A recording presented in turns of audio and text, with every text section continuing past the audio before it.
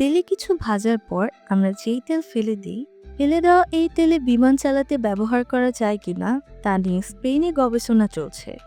গবেষণায় সহায়তা করছে ইউরোপীয় ইউনিয়ন। স্পেনের বিমান সংস্থা আইবেরিয়া 2030 সালের মধ্যে তাদের 10% ফ্লাইট টেকসই জ্বালানি ব্যবহার করে চালানোর পরিকল্পনা করছে। আইবেরিয়ার এয়ারলাইন সাস্টেনেবিলিটি পরিচালক টেরেসা পারেখো বলেন, গবেষণায় দেখা গেছে টেকসই জ্বালানি শিল্পের সম্ভাবনা বিশাল, বিশেষ করে স্পেনের ক্ষেত্রে। বিমান চলাচল খাতকে পরিবেশ বান্ধব করা আমাদের জন্য কৌশলগতভাবে গুরুত্বপূর্ণ, কারণ আমাদের দেশ ইউরোপের প্রান্তে অবস্থিত। আমাদের বহু দ্বীপ রয়েছে যেগুলোর সঙ্গে সংযোগ বজায় রাখা জরুরি। বর্তমানে রান্নার ব্যবহৃত তেল থেকে টেকসই কেরোসিন উৎপাদনে প্রচলিত জ্বালানির তুলনায় 3 গুণ বেশি খরচ পড়ছে।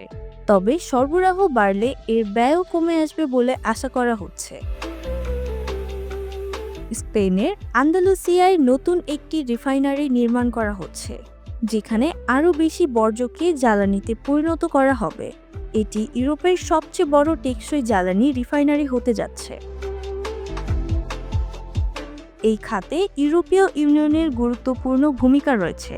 ইইউ নীতিমালা অনুযায়ী বিমান সংস্থাগুলোকে কমপক্ষে 2% টেকসই জ্বালানি ব্যবহার করতে হবে।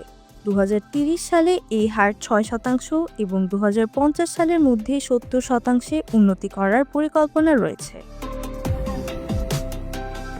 এদিকে মাদ্রিদের গবেষণাগারে স্পেনের জ্বালানি কোম্পানি রেপসল বিমান চলাচলে অপরিশোধিত তেলের বিকল্প খুঁজে বের করার কাজ করছে।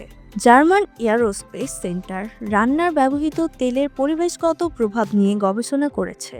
একটি পরীক্ষামূলক উড়ানের মাধ্যমে তারা দেখেছে প্রচলিত জ্বালানির তুলনায় রান্নার তেল থেকে তৈরি জ্বালানি ব্যবহারে ধোঁয়ার নির্গমন কমে আসে। জার্মান এয়ারোস্পেস সেন্টারে বিজ্ঞানী ক্রিস্টিয়ানে ফোগেট বলেন, আমরা দেখেছি টেকসই জ্বালানি ব্যবহারের ফলে কম ধোঁয়া নির্গত হয়, যা বরফের স্ফটিক কমায় এবং উষ্ণতা হ্রাসে ভূমিকা রাখে।